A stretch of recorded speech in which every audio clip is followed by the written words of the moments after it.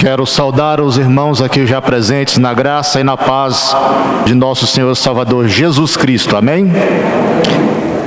Meus amados, nós vamos iniciar o culto que nós queremos prestar ao Senhor nesta noite. E, para tanto, eu quero convidar os irmãos a que tragam suas mentes e seus corações para estes momentos que nós passaremos aqui agora. Momentos de louvor, momentos de adoração ao Senhor Deus, nosso Salvador, nosso resgatador. Vamos nos colocar então em pé nesse espírito e nessa concentração para cantarmos o hino de número 194. 194. Todos aqueles que puderem, pedimos que se coloquem em pé.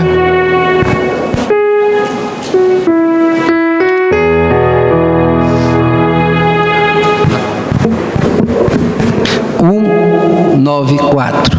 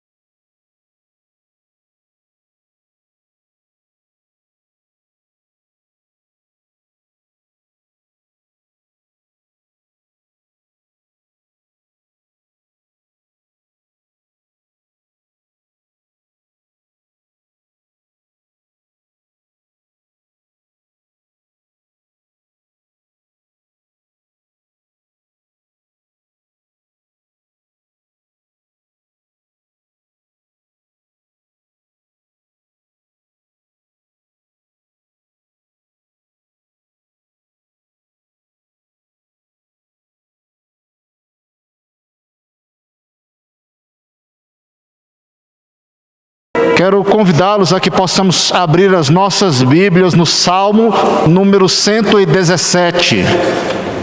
Salmo 117.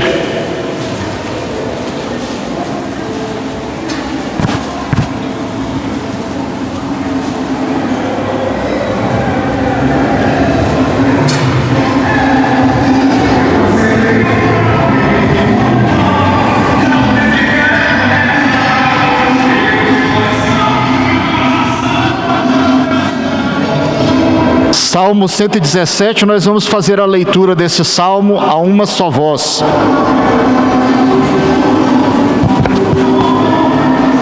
Vamos lá? Louvai ao Senhor, vós todos os gentios, louvai-o todos os povos, porque muito grande é a sua misericórdia para conosco, e a sua fidelidade do Senhor subsiste para sempre. Aleluia. Os irmãos podem assentar-se. Meus amados, este salmo é um salmo de convite à adoração ao Senhor. especialmente para nós, pois nós somos aqueles que são considerados, que são tidos por gentios, ou seja, nós não somos da etnia de Israel. E meus irmãos, nós mais, me atrevo a dizer, mais até mesmo do que os judeus convertidos em Jesus Cristo, nós devemos muito mais do que eles até render graças e louvores ao Senhor. Porque é preciso que nós entendamos, meus irmãos, que a misericórdia que nos alcança, a misericórdia que chega até nós, a graça de Deus derramada sobre as nossas vidas, alcançou um povo que não era, por assim dizer, o povo de Israel, tido por seleção desde Abraão pelo próprio Deus. Nós fomos alcançados, meus irmãos, de uma maneira esplêndida, maravilhosa. E o que nós temos em nossas mãos é algo digno realmente de render todo o louvor e toda a adoração ao Senhor, porque Ele nos escolhe livremente na sua bondade, na sua infinita graça, misericórdia e amor, sem que nós tenhamos feito nada para que pudéssemos conduzir Deus a esta escolha. Não nascemos judeus, mas mesmo assim, a graça e a misericórdia do Senhor alcançou a cada um de nós que aqui estamos, desde a menor até o mais experiente. E neste intuito e neste coração de gratidão ao Senhor que você está aqui reunido, eu quero pedir que você feche os seus olhos, curve a sua cabeça, e nós vamos ser conduzidos em uma oração de adoração ao Senhor pelo nosso irmão presbítero Hélio.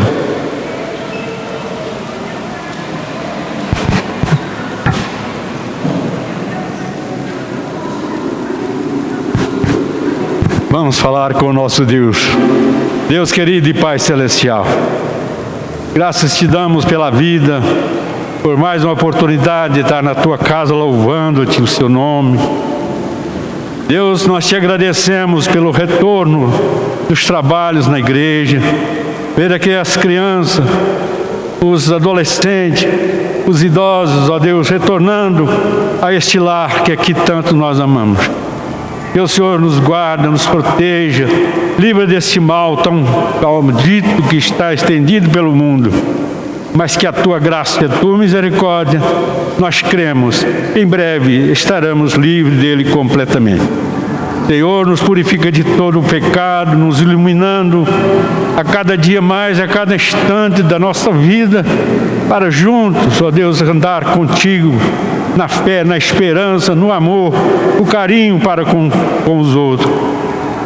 Ó Deus e Pai, nós te pedimos que o Senhor abençoe os enfermos, abençoe aqueles que estão esperando por cirurgia, como a Maria do Socorro, não sei se já conseguiram, mas também que abençoe muito a Dona Cleusa, que está recuperando, São Miguel, a mim, Zé Rezende. Ó Deus Pai querido, nós te damos graça porque o Senhor tem sido maravilhoso, mesmo de tantas, às vezes, conflitos, ó Deus, o Senhor tem nos abençoado. Seja com todos nós, nos carregando debaixo da tua graça e levando sempre no caminho da esperança de estar na eternidade um dia. Nós louvamos e cantamos, nós lemos a tua palavra, ouvimos, e que essa noite não vai ser diferente. E que o Senhor também abençoa o ato da Santa Ceia, será ministrado pelo reverendo Ciro. Fica com todos nós. Agora nós te pedimos, oramos, em nome do teu Filho amado Jesus Cristo. Amém.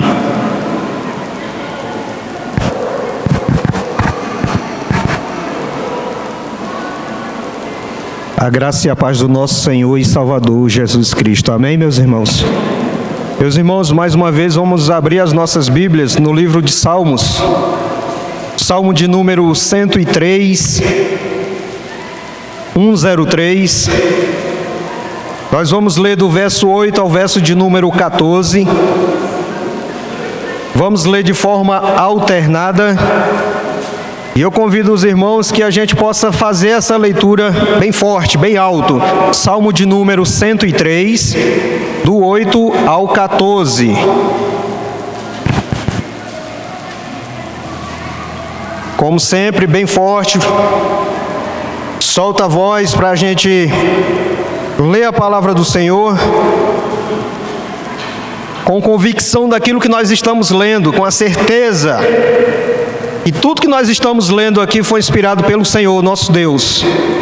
Salmo de número 103, do 8 ao 14, de forma alternada, assim diz a palavra do Senhor. O Senhor é misericordioso e compassivo, longânimo e assaz benigno.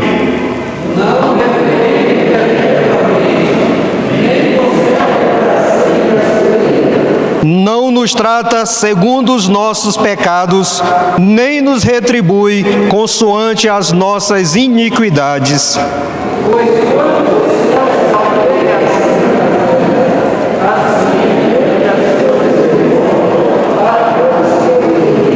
Quando dista o Oriente do Ocidente, assim afasta de nós as nossas transgressões.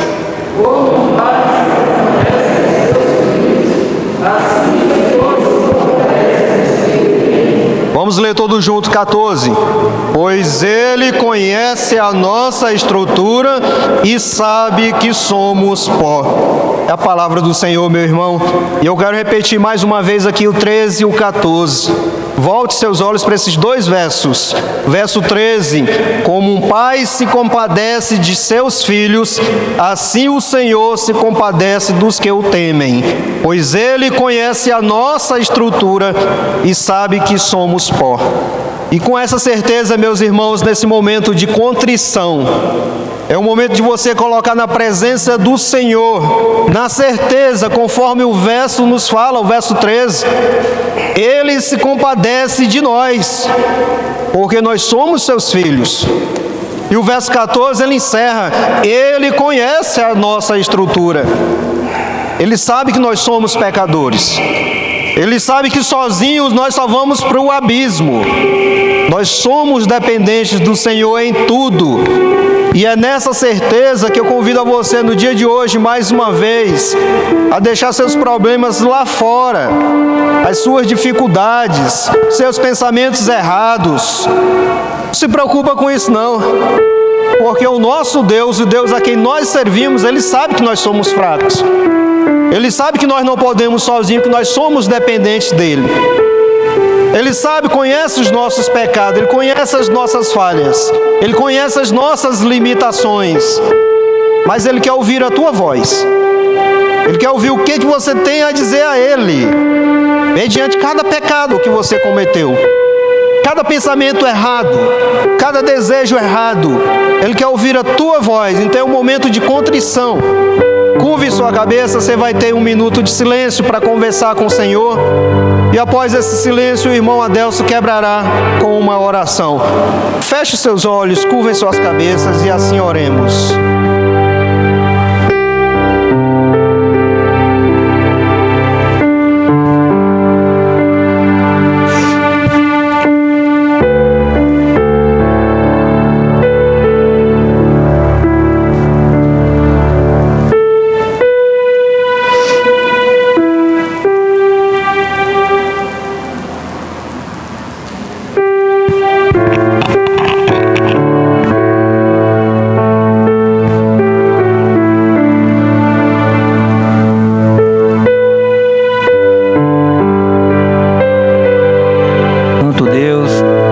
Maravilhoso Pai, estamos nessa noite aqui, Senhor Deus, um momento, Senhor Deus, de prestar a culto a Ti, Senhor Deus, e queremos colocar nossas vidas, Senhor Deus, nas Tuas mãos.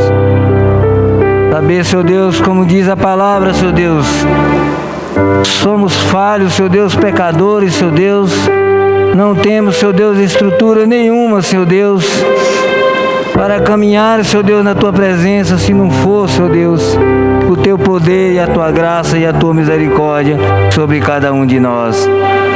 Estamos nessa noite aqui, Senhor Deus, para colocar as nossas vidas, Senhor Deus, e pedir ao Senhor, Pai, que o Senhor nos abençoe, Senhor Deus, as nossas vidas, Senhor Deus. Porque nós sabemos, ó Pai, das nossas fragilidades, das nossas fraquezas, Senhor Deus. Nós sabemos, ó Pai, o quanto nós somos pecadores, Senhor Deus. Mas o Senhor, Pai, olhou para nós e viu nós, ó Pai, como pecadores, como falho que somos, ó Pai. Mas o Senhor ainda olhou para cada um de nós com um olhar de amor e nos chamou, Pai, para te servir, para fazer parte desse corpo de Cristo. E nós somos gratos a Ti, Senhor Deus, nesta noite, ó Pai, pela essa oportunidade que o Senhor nos deu, pelo privilégio que temos, ó Pai, de estar na Tua presença. Por isso, nessa noite, nós prostramos diante do Senhor, Pai, para pedir ao Senhor a Tua misericórdia sobre cada um de nós. Que o Senhor nos ajude, ó Pai, nessa caminhada. Que o Senhor nos abençoe, Senhor Deus, cada um de nós. Que não deixa, Senhor Deus, faltar a esperança, Senhor Deus.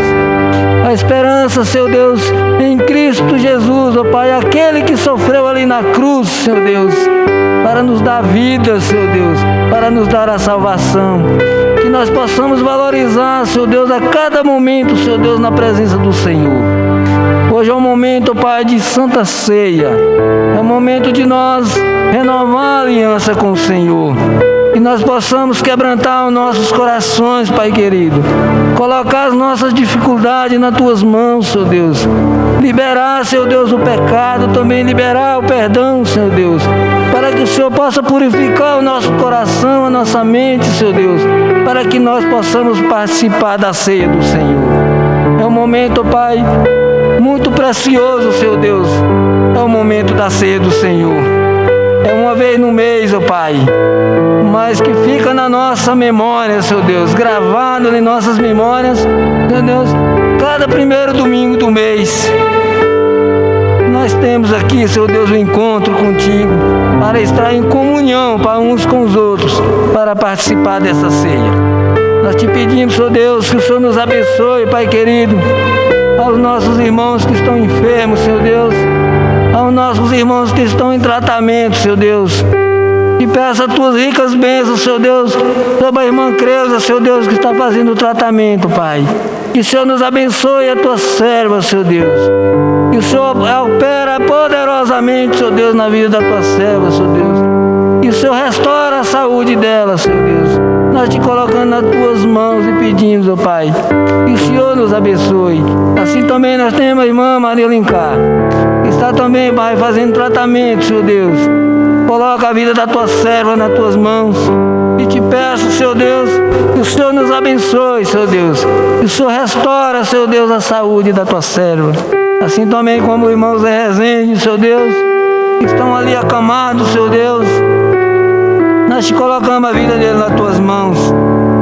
Ó Pai, nós sabemos, ó Pai, e mesmo diante, ó Pai, de muitas lutas, de muitas dificuldades, Senhor Deus, mas o irmão Zé Rezende, ó Pai, ele sempre tem a esperança no Senhor. Sempre ele nos alegra, Senhor Deus. Sempre ele tem, Senhor Deus, um sorriso no seu rosto, ó Pai, porque ele serve um Deus vivo, um Deus todo-poderoso. Então nos abençoe a família que cuida, Senhor Deus. Nos dê, Senhor Deus, força, Senhor Deus, nesse momento difícil, Pai.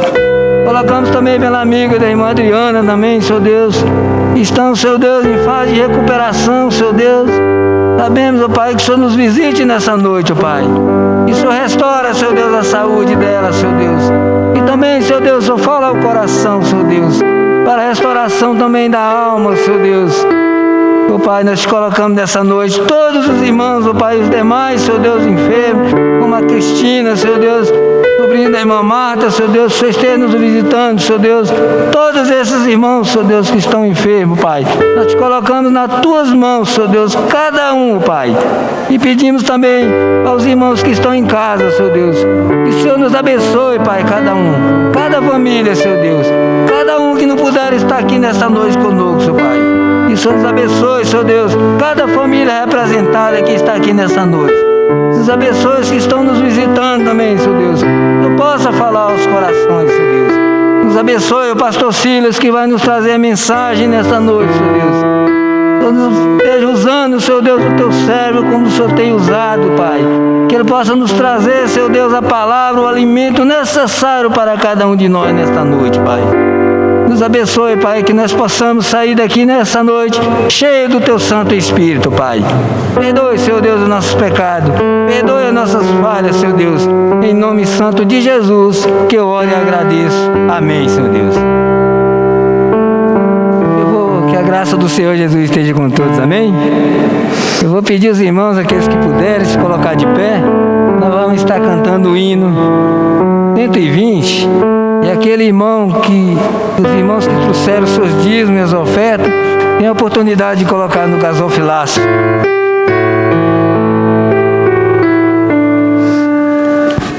Hino 120.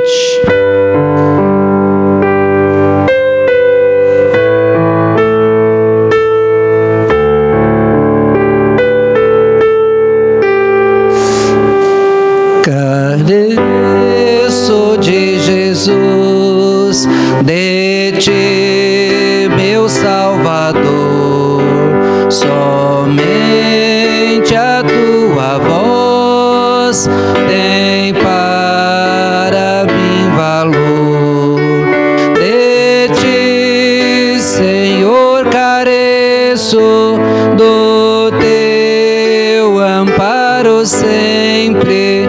Ó, dá-me tua bênção, aspiro a ti. Careço de Jesus, unido a ti, Senhor. Pecado e tentação não mais terão vigor. De ti, Senhor, careço, do teu amparo sempre. Ó, dá-me tua bênção, aspiro a ti. Careço de Jesus, nas trevas e na luz.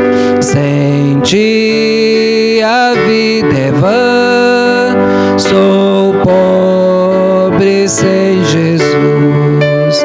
De ti, Senhor, careço, do teu amparo sempre. Ó, dá-me tua bênção, aspiro a ti. Careço de Jesus, viver desejo aqui, ligado mais e mais, ó Salvador, a ti. De ti, Senhor, careço, do teu amparo sempre. Ó, dá-me tua bênção, aspiro a ti. Amém. Poder sentar, meus irmãos?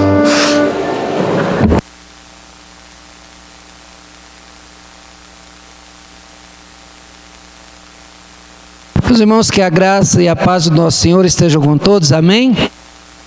Como dissemos pela manhã, é uma alegria muito grande para nós retomar as atividades, olhando para os nossos irmãos, crianças, jovens, adultos, homens, mulheres, todos presentes. Isso para nós, olhando daqui, é uma satisfação muito grande, e como nossa igreja tem muita gente com mais de 60, sem vocês, a quantidade estava menor de pessoas e a gente sente a falta de todos. Então, que Deus abençoe a todos nesse retorno, e queremos dar agora as boas-vindas a todos os nossos visitantes. Tem ali o tio da Carla, né, que está conosco, já esteve aqui, já não é a primeira vez. Chegou um rapaz agora há pouco ali, seja bem-vindo, que Deus abençoe. O André está com a gente, né, André? Meus irmãos, nós estivemos orando pelo André há pouco tempo atrás, e ele estava internado, correndo risco de morte, e hoje ele está aqui, graças a Deus, já recuperado. Isso é uma grande bênção. Deus está realmente agindo no nosso meio e graças a Deus por isso. A todos os demais visitantes, Deus esteja com todos vocês e sintam-se bem no nosso meio. Eu vou passar alguns avisos. O primeiro deles é em relação à Assembleia para a eleição de oficiais. Nós colocamos aí no boletim aqueles que foram indicados para presbítero. Nós temos 3 nomes já confirmados, que é o Levi, o Rodrigo e o Sebastião. Algumas pessoas me procuraram hoje dizendo: pastor, eu queria indicar o Márcio. Mas o Márcio, nós já conversamos, uma pessoa só pode ser eleita oficial 1 ano depois de ser recebido. Então, ele vai poder entrar como candidato na próxima eleição, quando novos forem vencer o mandato dos demais presbíteros, tá? Então, ele agora, infelizmente, ou felizmente, não sei, né? Uma questão constitucional, ele vai ser indicado só na próxima eleição. E tem aí uma série de pessoas que foram indicadas como diáconos, outros nomes poderão ser indicados, e aí então, no primeiro domingo do mês de outubro, estaremos então fazendo essa nossa eleição. Então, nesse primeiro domingo, contamos com a presença de todos os membros para votar, porque são os presbíteros que tomam decisões pela igreja. Portanto, a igreja deve estar presente para escolher o seu candidato. Também os diáconos cuidam da parte física da igreja, tem que ser homens escolhidos pela igreja. Irmãos, para ser recebidos como membros da igreja presbiteriana, a gente faz uma classe chamada catecúmenos. Pessoas que vêm de outras igrejas ou pessoas que ainda nunca pertenceram à igreja, fazem essa classe para se preparar, para conhecer a igreja, para poder fazer a sua profissão de fé com certeza, consciente, tirando as dúvidas que tem. Então tem um período de treinamento para isso. Então, a partir do próximo domingo, no período da escola dominical, o presbítero Silvan estará dando início à classe com esses novos irmãos, as pessoas que têm frequentado a igreja e que querem fazer parte dessa igreja como membros dela. Então, próximo domingo na escola dominical, os que aqui estiverem vão iniciar então essa classe para que possam então fazer então essa sua preparação, e aí então até o final do ano, início do ano, nós estaremos recebendo como membros da igreja. Se você quer se tornar um membro da igreja, vem então para que possa ser preparado para isso. Deixe-me ver aqui. E aquelas pessoas que puderem, nós iniciaremos a partir do domingo que vem a classe o culto infantil. Primeiro domingo, dia de ceia, nós não fazemos, mas no próximo domingo faremos. Então, se você deseja fazer parte dessa classe, ou dirigindo esse culto infantil, me procure, para que você possa então ser escalado para participar, tá bom? Eu gostaria, meus irmãos, de nesse momento chamar uma visitante pela primeira vez. Deixa eu fazer os dados, né? Agora eu vou ficar no colo.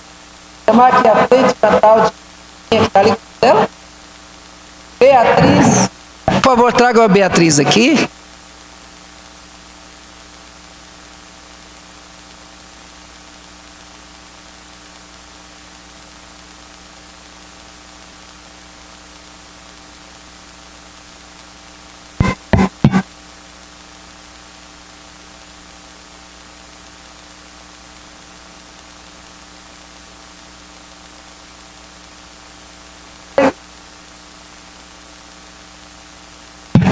Meus irmãos, não é sacramento a apresentação de criança. Era no Antigo Testamento. No Antigo Testamento, somente os homens, os meninos eram apresentados, porque Deus requereu para si todo o primogênito, porque ele representava então Cristo que viria. No Novo Testamento, as crianças são batizadas, são consagradas ao Senhor no batismo, o que faremos em breve. Mas é costume nosso apresentar e orar pelas crianças quando elas vêm pela primeira vez. Eu peço à igreja que fique em pé. E nós vamos orar.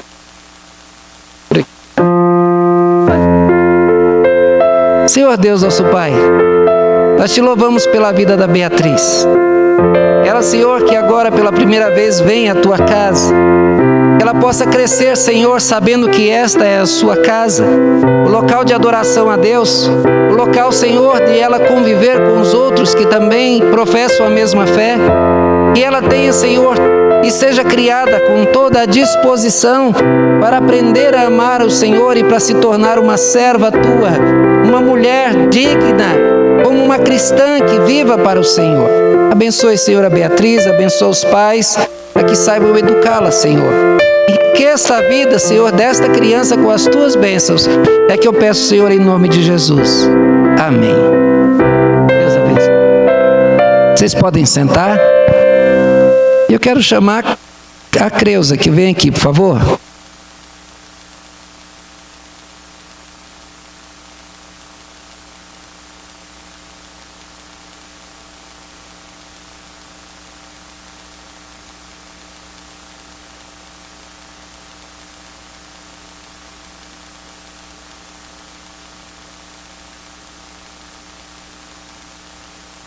Meus irmãos, a irmã Creuza, como todo mundo sabe, lutou alguns anos atrás contra o câncer e agora novamente, depois de sair alguns nódulos, ela está tratando.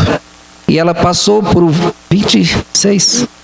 30 sessões de radioterapia e ela está coberta porque está toda queimada a garganta, queimada por dentro e por fora. Ela está com dificuldade de se alimentar por causa dessa queimadura. Todo mundo sabe que queimadura é terrível. E aí então ela está aqui, presente. Poderia, com muita gente, dizer: eu estou mal e vou ficar em casa. Mas ela está mal e veio aqui para estar junto conosco. Eu não queria deixar que passasse sem que nós orássemos. E nós vamos orar então pela irmã, para que Deus esteja guiando. Sentados mesmo, irmãos, acompanhem em oração. Senhor Deus e Pai, é por Tua misericórdia que clamamos nesse momento, Senhor. A Tua serva pertence a Ti. A Tua serva confia e confessa o Teu nome como o único Senhor da vida dela, Pai. Nós clamamos, Senhor, o derramado do Teu Espírito na vida dela, Senhor, renovando as células, tratando, Senhor, esta enfermidade, dando a ela, Senhor, o brilho, a alegria, a vida, Senhor, que o Senhor já deu a ela no passado, quando o Senhor fez curar, Senhor, de uma enfermidade que já tinha acometido nela, Pai. Agora eu te peço a cura, Senhor, também dessas queimaduras, que esse tratamento possa ter feito o efeito necessário e que esses caroços, Senhor, que são o prenúncio do mal, que eles sejam, Senhor, retirados por Ti, curados, Senhor, e que ela, Senhor, gozando de toda a saúde, que ela possa Te servir e proclamar o Teu nome e dizer a todos que o Senhor a curou com toda a alegria da sua vida, Pai. Abençoe a ela e a sua família, abençoe esta igreja, assim também como todos os outros irmãos que estão lutando pela vida, Pai. Guarda no Senhor e fortaleça, Pai. É que eu te peço, Senhor, em nome de Jesus. Amém. Que Deus abençoe. Ajuda. Equipe Querigma.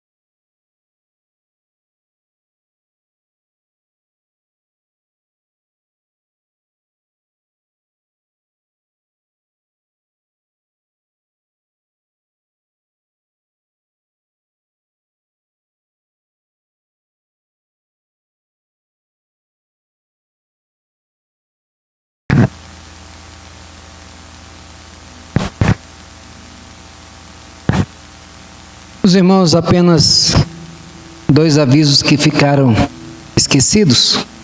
Um deles diz respeito ao próximo domingo, ao segundo domingo. Nós recolhemos a oferta missionária. Se você quer contribuir com a Casa para Vencer, que recupera pessoas viciadas, você deve trazer no próximo domingo a sua oferta e colocar, e nós então estaremos encaminhando tudo aquilo que foi recolhido, então, para a Casa de Recuperação para Vencer. O outro aviso diz respeito ao nosso irmão presbítero Zé Marco. O irmão Zé Marco venceu o mandato dele como presbítero no mês de junho. Hoje, por causa da pandemia, houve uma certa protelação aí, então hoje nós oficialmente encerramos o mandato dele como presbítero. Se você for curioso, você vai perceber que lá no boletim, quando se refere a ele, se refere como seminarista Zé Marco. Ele não vai concorrer por uma questão particular, não vai concorrer ao presbiterato. Então agora para nós, o seminarista Zé Marco, que continuará conosco ainda, e todas as suas atividades serão então agora, não como presbítero que responde pelo conselho, mas como irmão em Cristo que também traz a palavra, que estará conosco. Só é apenas essa mudança, tá bom? Vamos abrir as nossas Bíblias no Evangelho segundo João, no capítulo 4.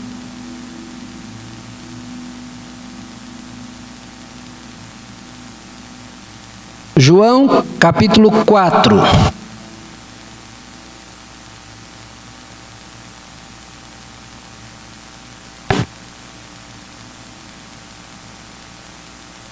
Já que todos encontrem. A partir do verso 39.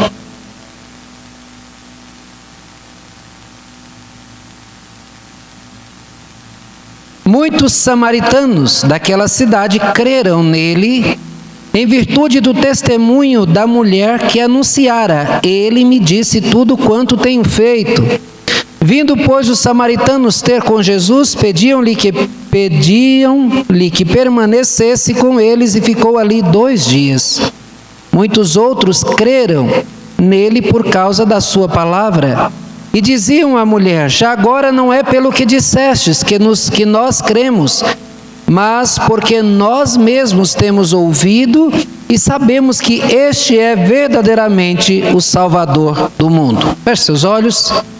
Senhor Deus, nosso Pai, nesta noite, em especial uma noite de ceia, é o momento, Senhor, de nós nos quebrantarmos diante de Ti, pedir a Tua misericórdia. É o momento, Senhor, de renovo, Senhor, do nosso compromisso. Nós pedimos que o Senhor derrame sobre nós do Teu Espírito, nos capacite a compreender a Tua palavra, a transmiti-la fielmente, Senhor, como o Senhor deseja. Abençoa-nos, Pai, eu peço, Senhor, em nome de Jesus. Amém. Meus irmãos, o governo do estado de São Paulo, esse mês ele tomou uma decisão que deixou muita gente assim preocupado por causa dos motivos que o levaram a isso. O governador João Dória, ele proibiu que no estado de São Paulo, que qualquer pessoa se referisse ao tempo antes de Cristo e depois de Cristo. Segundo ele, nós somos um país laico, então não pode ter nenhuma referência religiosa, seja ela qualquer que seja. Então ele proibiu que se diga nas escolas ou qualquer ambiente público antes de Cristo e depois de Cristo. Criou uma outra determinação lá, uma nominação que eu não me lembro agora, mas para tirar Cristo da história. Meus irmãos, acontece que Cristo de fato se fez homem, habitou entre nós, ele morreu, ressuscitou, foi aos céus e voltará. E a história assim se divide em Cristo e depois de Cristo. Antes de Cristo nascer era uma coisa, depois de Cristo viver e morrer é outra. Mas não somente na história houve essa mudança. Essa mudança também acontece na vida de pessoas. Quem você era antes de Cristo, quem você é depois de Cristo. A gente vê exemplos, meus irmãos, de pessoas convertidas, que a sua vida foi totalmente transformada. Se nós analisarmos a vida de cada pessoa que teve o encontro com Cristo, e se ela for sincera, ela vai dizer: a minha vida foi transformada no momento que eu encontrei o meu Senhor. Antes eu era dessa e desta maneira, hoje eu sou desta e desta maneira. Meus irmãos, esta afirmação, sendo verdadeira, mostra como estávamos perdidos, sem esperança. Paulo fala disso na carta que ele escreve aos Efésios, dizendo: antes, sem Cristo, vocês estavam desta e dessa e dessa maneira, mas sendo Deus misericordioso, agora vocês... E fala então da nova condição. Quando a gente vê o endemoniado gadareno, que quando ele estava sem Cristo, ele estava totalmente dominado pelo espírito maligno. Ele estava jogado, ficava nu. Quando acorrentado, ele quebrava as correntes. Se preso, ele quebrava tudo e ele saía. Vivia nos sepulcros, não dormia, não comia. Quando Cristo entra na sua história, ele é encontrado assentado, conversando com Jesus, vestido, e se torna o primeiro missionário na sua terra. Veja, meus irmãos, que esta mudança, ela é muito importante, e reconhecer que o mérito da minha transformação não é meu, é de Cristo. Quando nós tratamos da escolha divina, nós tratamos da eleição divina, nós temos que perceber uma coisa: quando nós falamos da eleição, nós não falamos de um concurso, porque num concurso são aprovados aqueles que são melhores preparados. Quem está melhor preparado é que pega a vaga. No caso nosso, não, porque todos nós somos comparados por baixo, todos nós somos pecadores. Ninguém buscava a Deus, mas Deus, por sua misericórdia, enviou Cristo, que morreu por nós e nos escolheu quando nós não poderíamos oferecer nada por nós mesmos. A história da conversão se dá na vida desta mulher. Esta mulher que não tem nome, esta mulher que de tal maneira era... Ô Tiago, fecha a porta ali, aquela janela lá, por favor. Esta mulher que de tal maneira era a sua vida de pecados, de tal maneira era a sua vida de total significado para o povo do seu local onde morava. Nós vimos que essa mulher era apenas apresentada como mulher samaritana. Vamos então ver na história dessa mulher quem era ela, quem ela se tornou. Quem era a mulher samaritana antes de Cristo, quem era a mulher samaritana depois de Cristo. Vamos acompanhar a história. Nós vimos aqui que houve um certo ciúme da parte dos judeus, porque Jesus, segundo o texto, Jesus ficou sabendo que os judeus estavam bravos, porque souberam que Jesus batizava mais do que João. Começaram então a ficar irados, por quê? Jesus batiza mais do que João, e o texto explica que de fato Jesus não batizava ninguém, quem batizava eram os seus discípulos. Mas então, para evitar uma confusão, para evitar a perseguição, Jesus resolve então sair da Judeia e ir para a Galileia. E ele então vai entrar no meio da terra dos samaritanos. Quando alguém saía da Judeia para ir para a Galileia, tinham dois caminhos: ou fazia uma grande volta indo pelas estradas da beira-mar, ou atravessava beirando o rio Jordão, mas de maneira nenhuma os judeus passavam por dentro da terra dos samaritanos, que nós vamos ver que eles eram adversários. Mas nós vimos aqui Jesus entrar na terra dos samaritanos. Nós vimos que ele estava com os apóstolos, seus discípulos, e quando ele parou ali no poço, os discípulos foram comprar comida e não havia mais ninguém com Jesus. Por quê? Porque os outros todos passaram ou pelo caminho do mar ou pelo caminho do Jordão, mas eles não se atreveram a passar na terra dos samaritanos.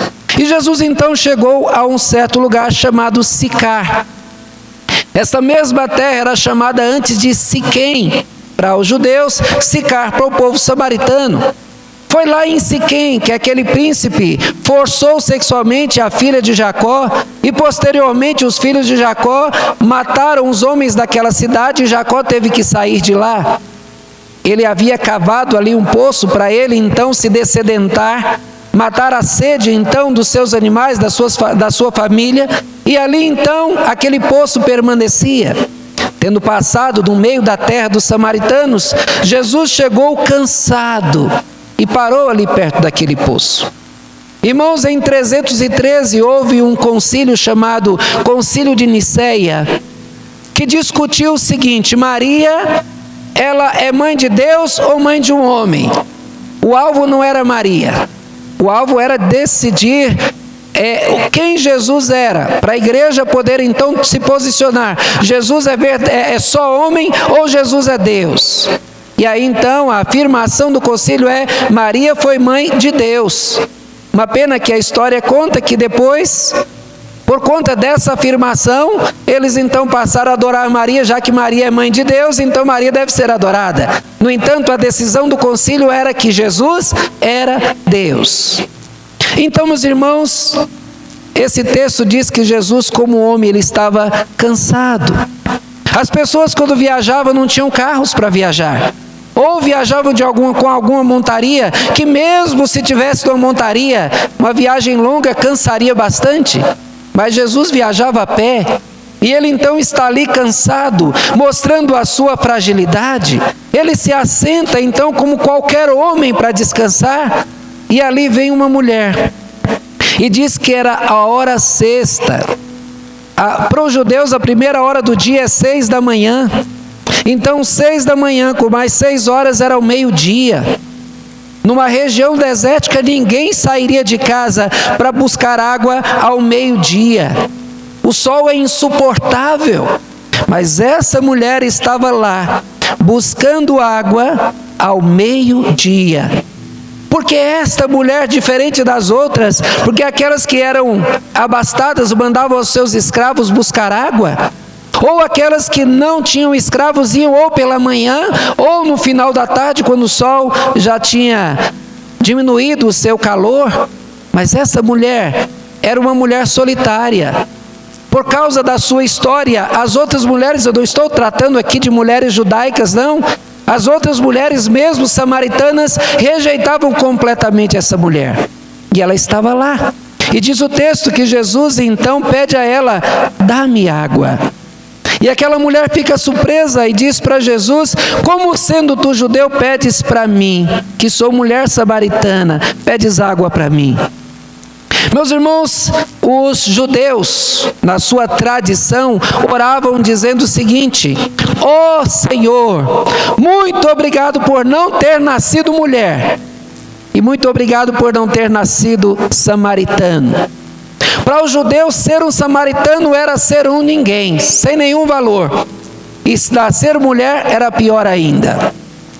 A convenção da liderança dos islâmicos tomaram uma decisão há cerca de 2 anos atrás, que para nós foi algo assim impressionante. Eles tomaram a decisão de valorizar a mulher. Com tanta discussão a respeito do valor da mulher, os islâmicos tomaram a decisão: a partir de hoje, mulher vale igual uma vaca. Estão surpresas?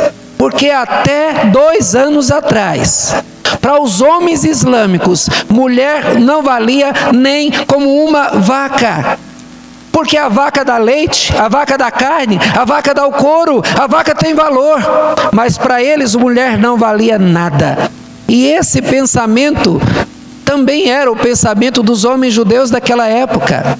E Jesus está aqui mostrando o valor que ele dá a pessoas, independente da cor da pele, independente do dinheiro que a pessoa tem, da condição social.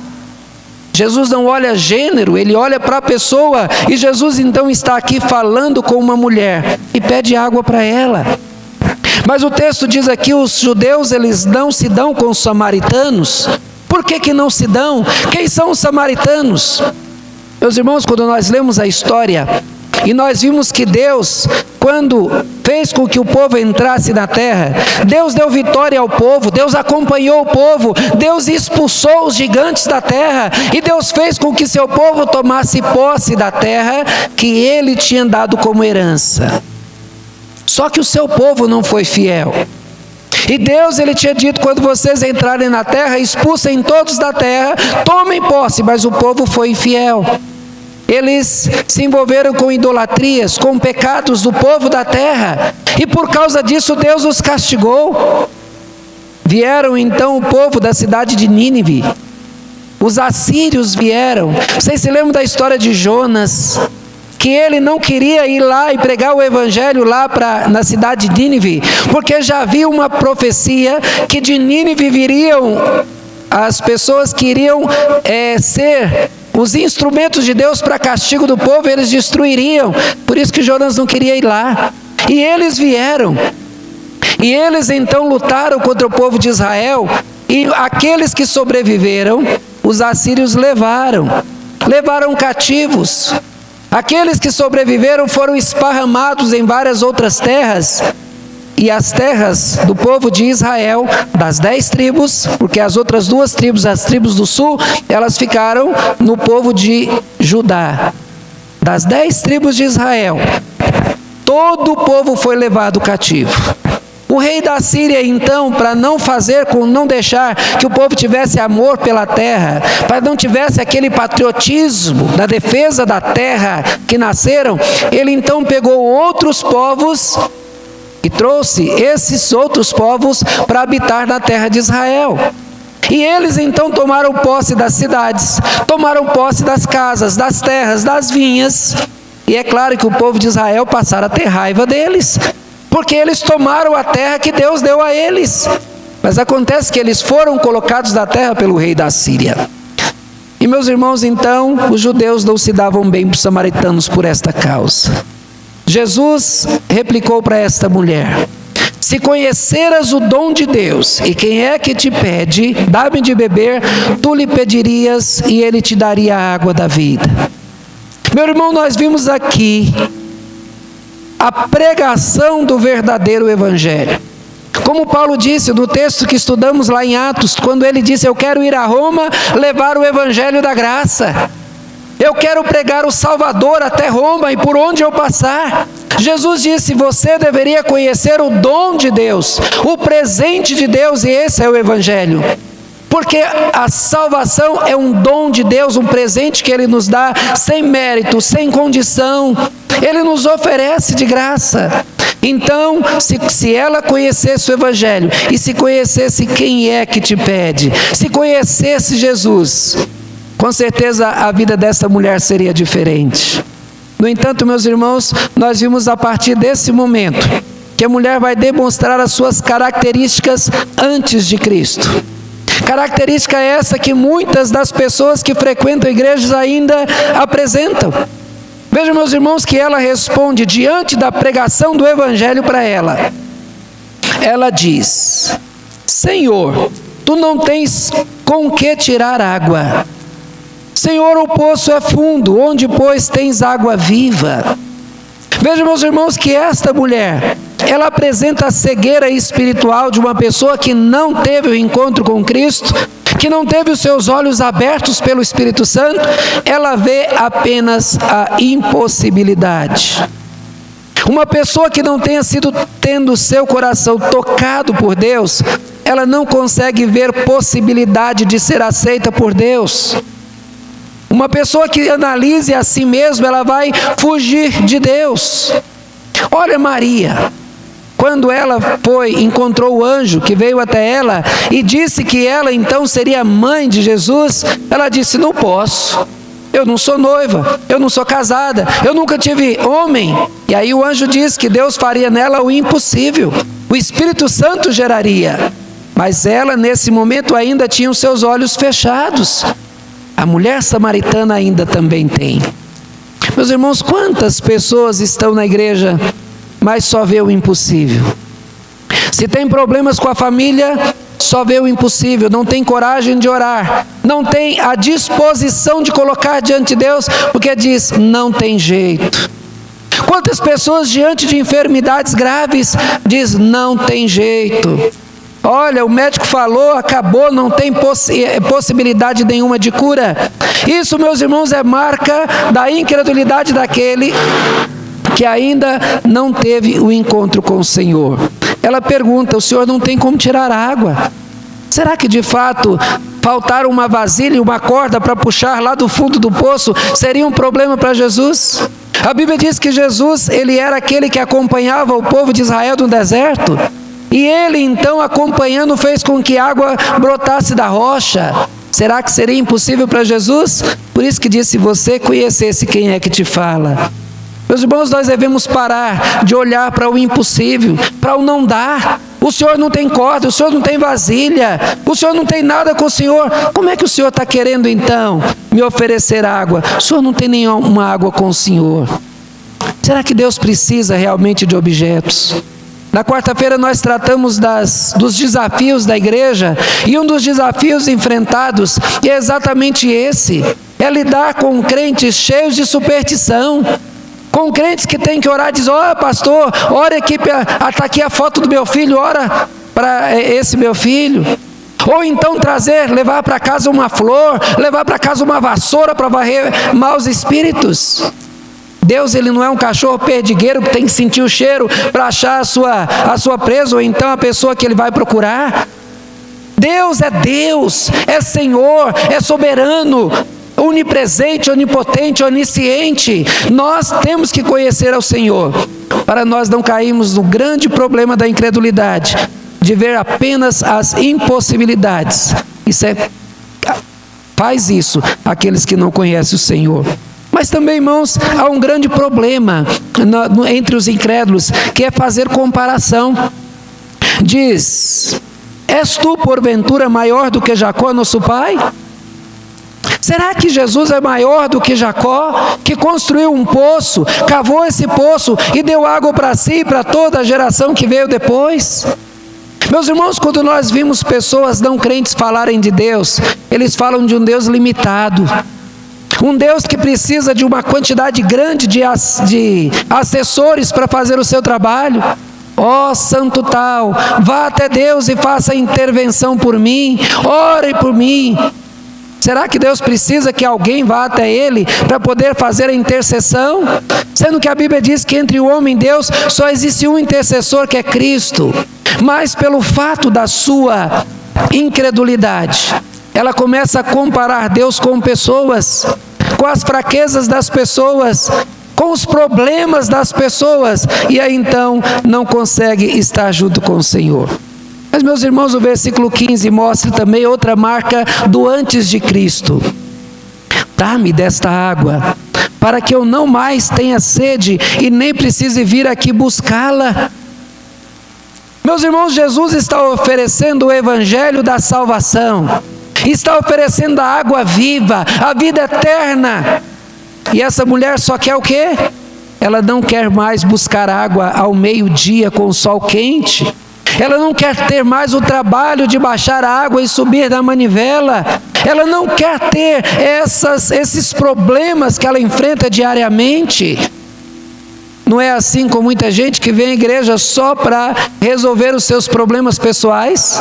Isso mostra, meus irmãos, o interesse pessoal no relacionamento com Deus. É uma visão comercial do toma lá da cá, eu vou ser fiel para receber. A gente vê isso lá em Malaquias, quando fala a respeito desses que vinham ao Senhor querendo receber algo em troca, e Deus, ele não abençoa tais pessoas, ele fala claramente a respeito. Meus irmãos, essa mulher mostra que ela quer de fato é comodidade, sentar e ser abençoado. Nós vimos nas maioria das igrejas cheias de gente querendo bênção, e quer tanto bênção que até pastores têm inventado bênçãos e curas para satisfazer as pessoas que vão buscar somente essas coisas materiais. Essa mulher, ela quer resolver o seu problema. Quando muita gente vem à igreja: eu vim à igreja para Deus resolver o meu problema com o meu marido. Eu vim à igreja colocar diante de Deus o meu problema com a minha esposa. Eu venho à igreja para Deus curar o meu filho. Eu venho para a igreja para Deus libertar o meu filho da droga. Não estou dizendo que esteja errado pedir a Deus para resolver os seus problemas, e nem que seja errado colocar diante de Deus as causas que para nós são impossíveis. O que eu estou dizendo é que o evangelho não são só essas coisas, porque se você morrer na sua enfermidade com o Senhor, você vai para a glória. Se você morrer com o Senhor e seu filho não tiver buscado o Senhor, se a sua família estiver toda com raiva de você, você vai para a glória. O mais importante é receber o dom de Deus, a salvação, que quer seja esteja rico, quer esteja pobre, quer seja homem ou mulher, quer seja feio ou bonito, você estando com o Senhor, você está com o melhor. Não demonstre uma fé interesseira, como a mulher samaritana demonstra aqui. Mas nesse momento, meus irmãos, Jesus, ele traz essa mulher à realidade. No momento que ela chega e quer então esta bênção, receber o que Jesus acabou de dizer, Jesus vira para ela e diz: vai e chama o teu marido e vem cá. A Bíblia diz que todos pecaram e foram destituídos da presença do Senhor. Não há quem tema, não há quem busque a Deus. Ninguém busca a Deus se o Espírito Santo de Deus não vier e tocar o nosso coração.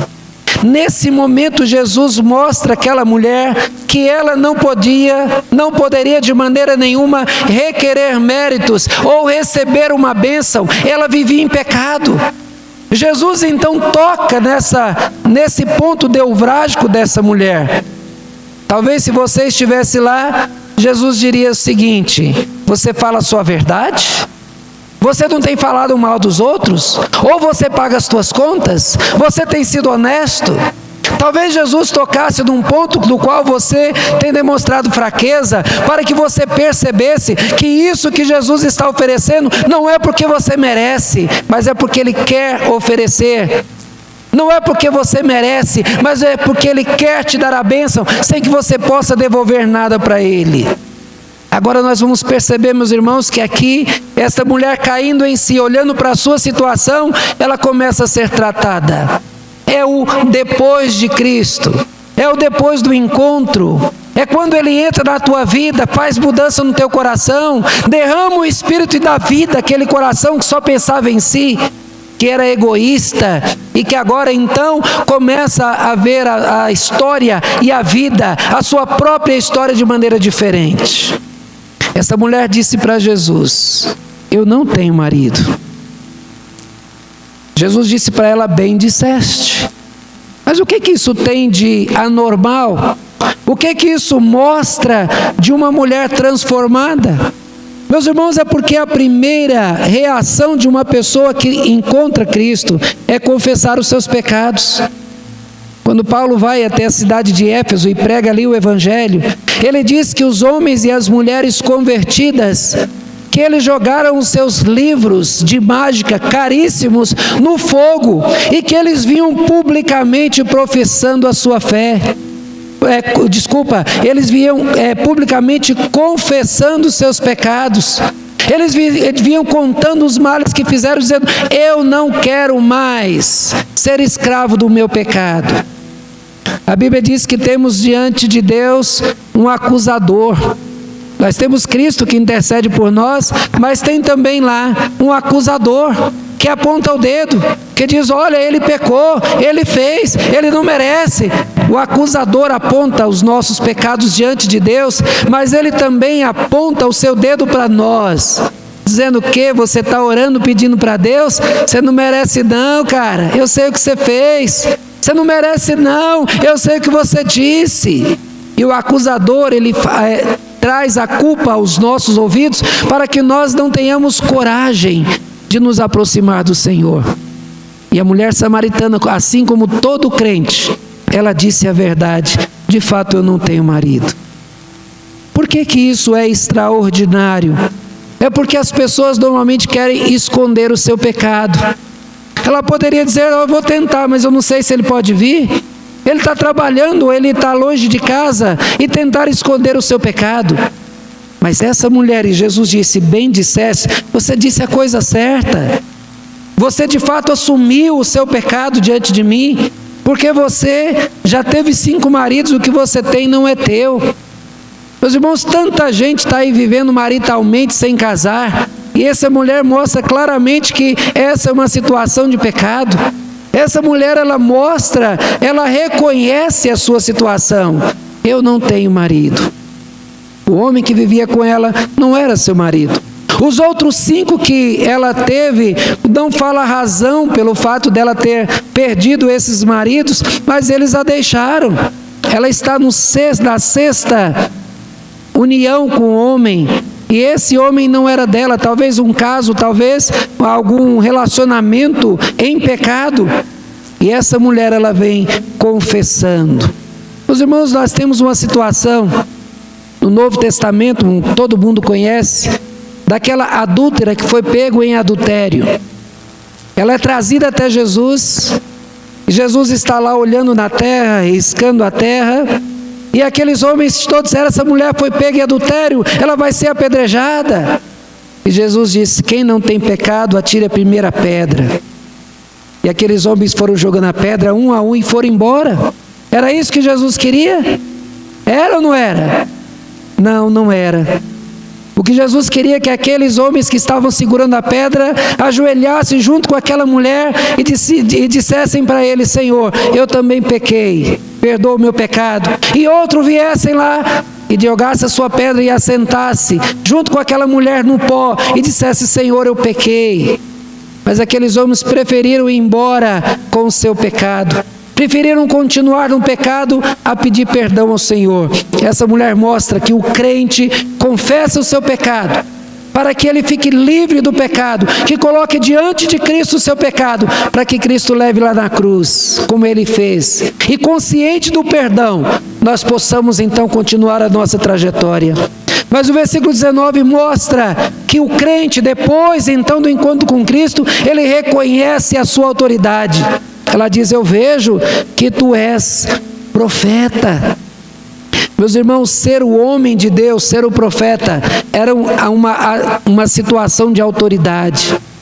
Aquela mulher viúva que recebeu Elias, durante cerca de 3 anos, Elias estava lá. Todos os dias ela ia fazer o seu alimento, tinha um pouquinho de azeite, um pouquinho de farinha. Quando ela voltava tinha, e esse milagre se repetiu por cerca de 3 anos. O filho dela morreu.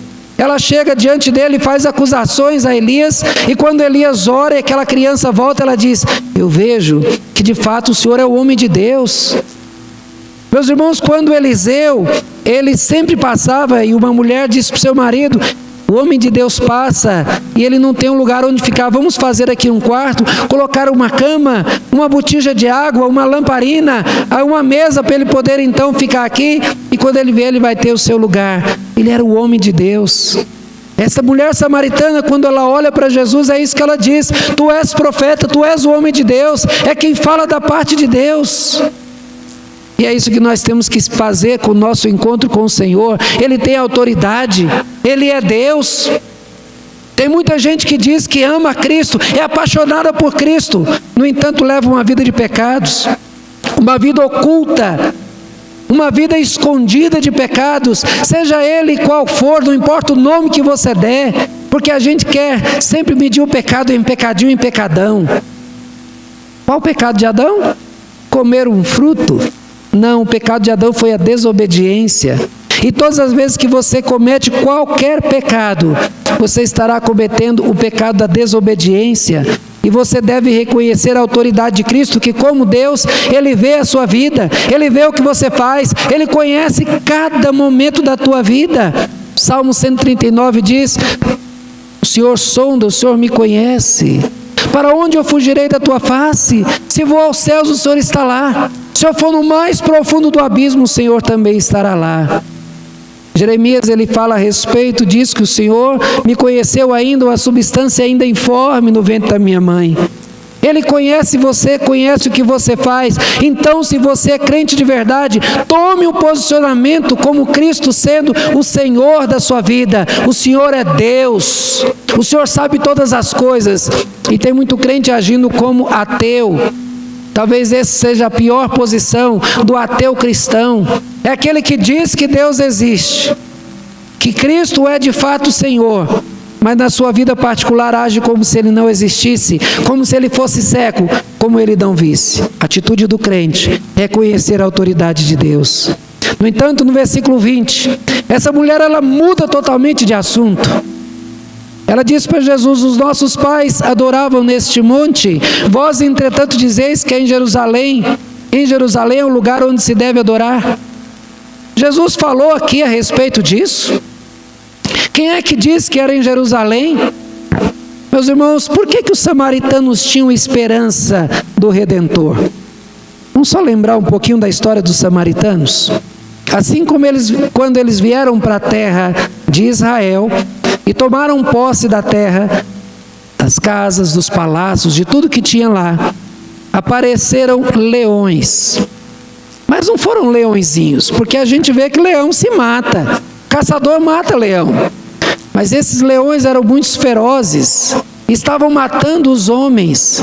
Aí então os samaritanos foram lá para o rei da Síria e disseram: nós não queremos ficar naquela terra, não podemos, porque o Deus daquela terra mandou leões para matar as pessoas.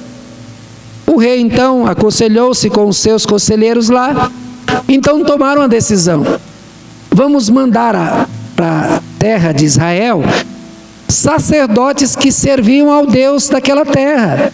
E eles então vão ensinar os samaritanos a adorar a Deus. E os sacerdotes vieram, ensinaram como fazer sacrifícios a Deus, ensinaram a esperança de um Messias, ensinaram como se deveria adorar a Deus. E aí por isso ela tem esta ideia de adoração. Porque os judeus dizem que é lá em Jerusalém, por que não pode ser aqui? Eles foram ensinados a esperar o Messias. A característica dessa mulher, após o encontro com o Senhor, é se preocupar em adorar. Adorar a Deus é reconhecer quem Ele é. Quem Ele é na tua vida, quem Ele é na história, quem Ele é na natureza, a grandiosidade dEle. Quando nós adoramos a Deus, nós então trazemos Ele como o Senhor que é e nós nos curvamos diante dEle. A primeira atitude dessa mulher, então, depois de reconhecer a autoridade de Cristo, foi querer adorar. Meus irmãos, tanta gente tem preguiça de vir à igreja, quando sai da igreja nem lembra de cantar, não lembra de ler, não lembra de orar, não adora a Deus.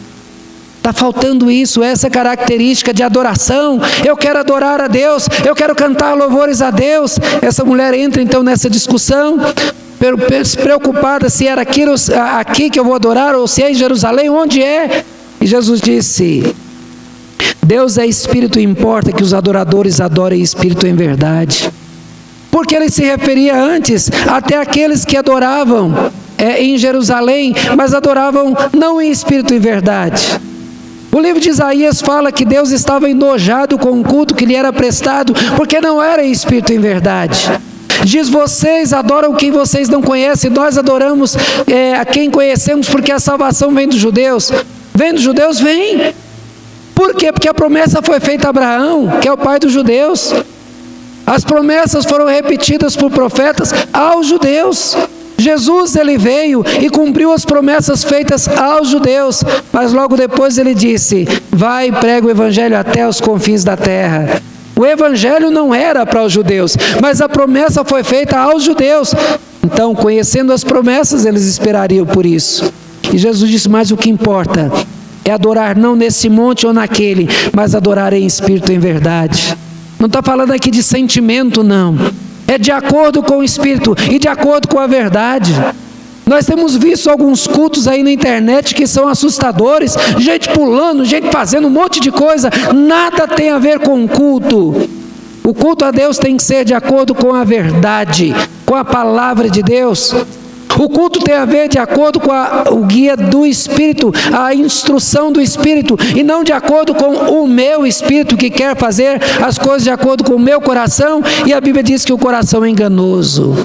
Deus quer que você seja obediente à voz do Espírito e siga a palavra em espírito e em verdade. É a palavra da verdade que deve guiar a tua vida. Mas, meus irmãos, ela demonstra a sua esperança desse Cristo que viria. Ele diz: eu sei que há de vir o Messias chamado Cristo. Como que ela sabia? Pelos profetas que vieram lá os sacerdotes que vieram no passado e pregaram para eles a palavra do Antigo Testamento. As promessas feitas aos judeus que foram repassadas para elas, e eles sabiam. Acontece que os samaritanos, eles adoravam a Deus e adoravam os seus deuses. Eles não abriram mão dos seus deuses, dos seus cultos, mas continuaram adorando a Deus num culto misto. Mas Jesus diz a essa mulher, fala a ela uma afirmação que ele fez a poucas pessoas. Ele diz: eu o sou, eu que falo contigo. Meus irmãos, nesse encontro, essa mulher, ela teve vinda de Jesus a afirmação de que ele era o Cristo prometido. A gente vê Jesus negando dar essa resposta aos religiosos. Mas por que Jesus é tão direto com ela e não foi com outros? Porque ela de fato demonstrou fé. Ela demonstrou reconhecer Jesus como quem ele de fato era. Ela demonstrou querer adorá-lo como de fato ele é. Então não havia razão para Jesus negar a ela essa informação. E aí então aquela mulher, com esse encontro, ela sai dali e se torna missionária. O texto diz que quanto a mulher deixou o seu canto e foi à cidade, e disse àqueles homens: vinde comigo e vede um homem que me disse tudo quanto tenho feito. Será ele porventura o Cristo?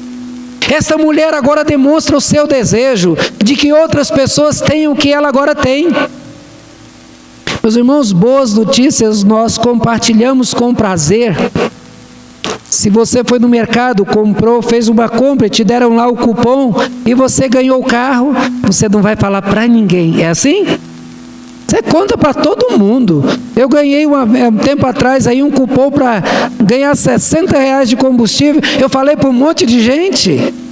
Notícia boa a gente compartilha. Mas se você não compartilha a boa notícia da salvação, tem algo errado. Se você não fala de Cristo para ninguém, tem algo errado na tua vida. Porque quem encontrou Jesus sabe do tesouro que ele deu. Quem encontrou Cristo sabe do privilégio que é ser dele. E essa mulher então, como missionária, ela vai até a cidade, ela fala de Cristo, a quantidade de homens vem, eles ouvem Jesus, e eles então relatam, por causa do testemunho da mulher é que eles vieram a Cristo. Depois eles ouviram a palavra e creram, e depois disseram: agora não é pelo que você disse, mas agora porque nós vimos e cremos. Aí então eles olham para Jesus, e os judeus não eram inimigos dos samaritanos? Só que os samaritanos agora convertidos não têm mais a inimizade. Eles olham para Jesus e dizem: fica mais tempo conosco. Meus irmãos, quem é convertido tem prazer de estar com o Senhor. Eu fico muito preocupado quando eu vejo crentes na igreja o tempo todo olhando no relógio. É como se dissesse para mim: pastor, acaba logo, para de falar logo, a palavra está cansativa. Por que será que os nossos ouvidos se cansam com a verdade? A palavra de Deus diz isso, que chegaria um tempo que os homens sentiriam coceiras dos ouvidos. No entanto, senta na televisão, assiste um filme de 2, 3, 4 horas. Não levantam para ir no banheiro, não conversam, caladinhos. E para ouvir um sermão de 40 minutos é cansativo, não dá. Essa mulher mostra exatamente o contrário. Prazer na adoração, prazer de dividir a esperança dela com outros, prazer de dividir a sua experiência. Antes de Cristo, depois de Cristo. Essa mulher mostra claramente que ela mudou a sua vida e o seu comportamento no exato momento em que Cristo demonstrou que ela precisava dele. Ela era uma pecadora. Ela confessou o seu pecado. Ela confessou que não merecia estar com o Senhor. Ela reconheceu Cristo como Senhor, como Deus. Ela reconheceu que Ele merece adoração. Ela renovou a sua esperança. E no final, ela se tornou missionária. Para quantas pessoas você já falou de Cristo? Para quantas pessoas você disse que Ele é o Salvador? Ah, mas eu não tenho como falar, pastor, eu não tenho conhecimento teológico. Você não tem que ter conhecimento teológico. Você só tem que dizer a essas pessoas o que você fez de pecado. Dizer: eu sou um pecador, mas Cristo morreu por mim, deu a vida por mim, me salvou. Quando você disser isso para as pessoas, elas vão dizer: mas eu também sou pecador. Eu quero esse Cristo, eu quero esse Salvador. que você possa ter o comportamento de uma pessoa depois de Cristo, depois do encontro com Cristo. Amém? Que Deus abençoe, irmãos. Nós vamos cantar o hino 341.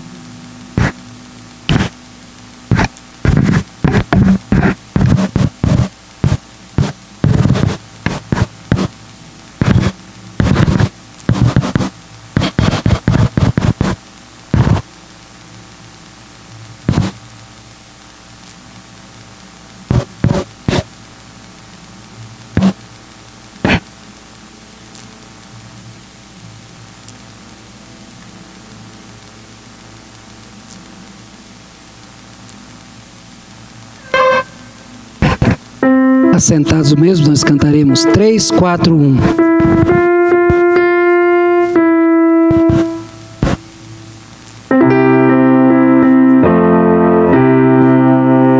Ó Jesus, ó vera Páscoa, suspirada dos antigos, ó Cordeiro eterno e meigo, digna-te assistir aqui. Bom Jesus, ó pão divino, pela fé te recebemos, és das almas o alimento que sustenta o nosso amor. Bom Jesus, ó vinho puro, de perene paz a fonte, faze que nossa alma viva para ti, sempre de ti.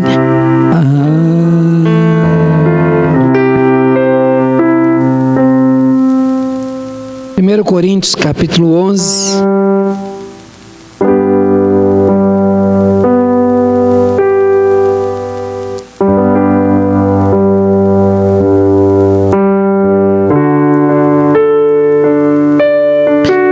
Porque eu recebi do Senhor o que também vos entreguei, que o Senhor Jesus, na noite que foi traído, tomou o pão. 1 Coríntios 11, versículo 24 agora. E tendo dado graças, o partiu e disse: esse é o meu corpo que é dado por vós, fazei isso em memória de mim. Porque semelhante modo, depois de haver ceado, tomou também um cálice, dizendo: este cálice é a nova aliança do meu sangue, fazei isso todas as vezes que beberdes em memória de mim.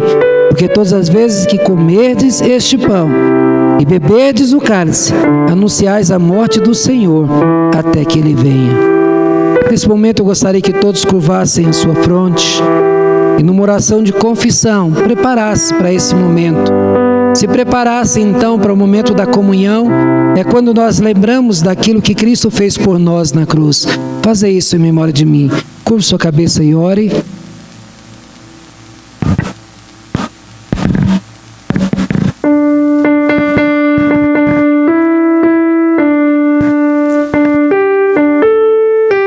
Senhor nosso Deus e nosso Pai, a Ti, Senhor, nós damos mais uma vez toda a honra e toda a glória ao Senhor. Te pedimos nesse momento, Pai, de Santa Ceia, que o Senhor venha ao nosso encontro, que o Senhor nos purifica, Senhor, nos lava, para que nós possamos participar da Tua Santa Ceia. Não somos dignos, mas o Senhor é misericordioso, o Senhor é longânimo, o Senhor é compassivo, o Senhor nos perdoa. E mais uma vez nós te pedimos, Pai, lava-nos de todo e qualquer pecado, purifica nossa mente, purifica, Senhor, nosso coração, de onde procede todas as maldades, de onde procede todos os desejos que não te agradam. Te peço mais uma vez, lava-nos, Senhor, transforma-nos, Senhor, e que nós possamos, Pai, ser obreiros, Senhor, na Tua obra, que nós possamos, Senhor, fazer a Tua vontade, andar conforme a Tua vontade, e que a nossa vida, Pai, seja para glorificar o Teu santo nome, que o nosso testemunho, Pai, seja fiel ao Senhor, e que todos os nossos atos sejam para o Senhor. Cuida de nós, perdoa os nossos pecados e nos prepara para esta santa e sagrada ceia do Senhor. Em nome do nosso Senhor e Salvador Jesus Cristo, é que eu oro, meu bom Deus. Amém. Irmãos, nós temos conosco várias pessoas que nos visitam. Eu quero dizer a vocês que esta é a mesa do Senhor, não é a mesa da Igreja Presbiteriana. Se você é servo do Senhor, já fez a sua pública profissão de fé, o seu batismo, está em comunhão com Deus e com a tua igreja, você é nosso convidado para participar conosco. Nós não vamos julgar ninguém e nem proibir de pegar a ceia. Por isso que cada um deve julgar a si. Mas aqueles que já são membros da igreja, já foram batizados, podem participar conosco, se assim o desejar. Que Deus abençoe, que você possa participar e a ceia possa cumprir em você o papel de fazer lembrar que você é um pecador miserável, mas que Cristo deu a sua vida por nós. Por isso nós fazemos isso em memória dele. Tomai e comei, disse Jesus, esse é o meu corpo partido por vós.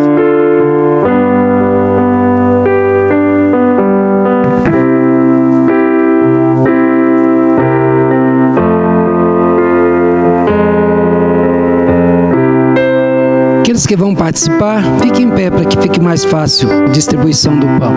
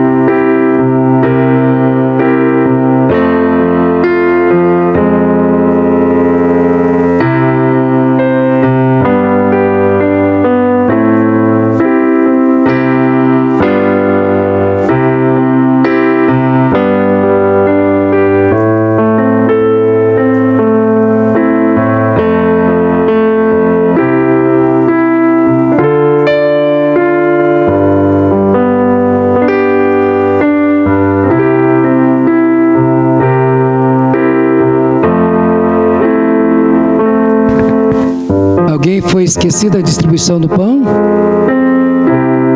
Pode vir.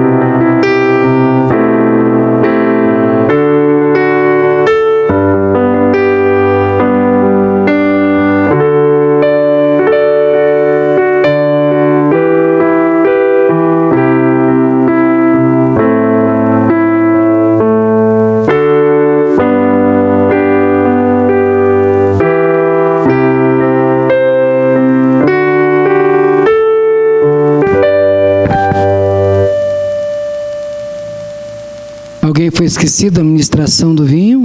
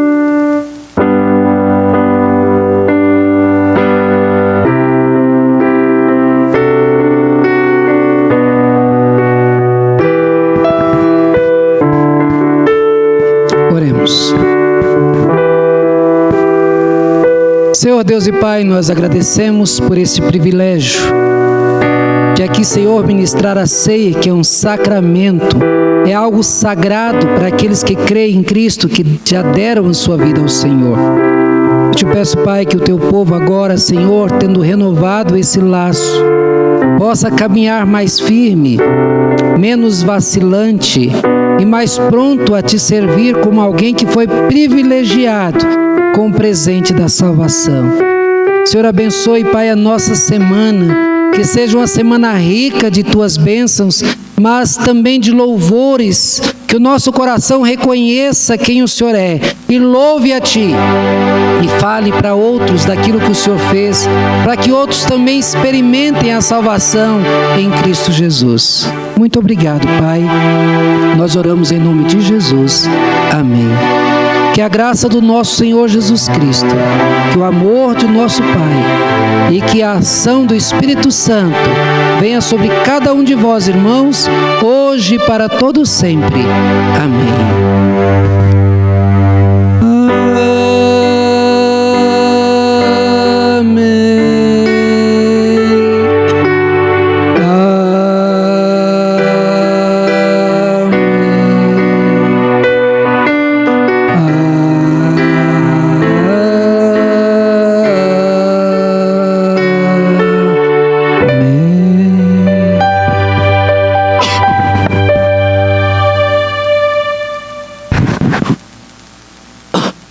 Está encerrado, irmãos.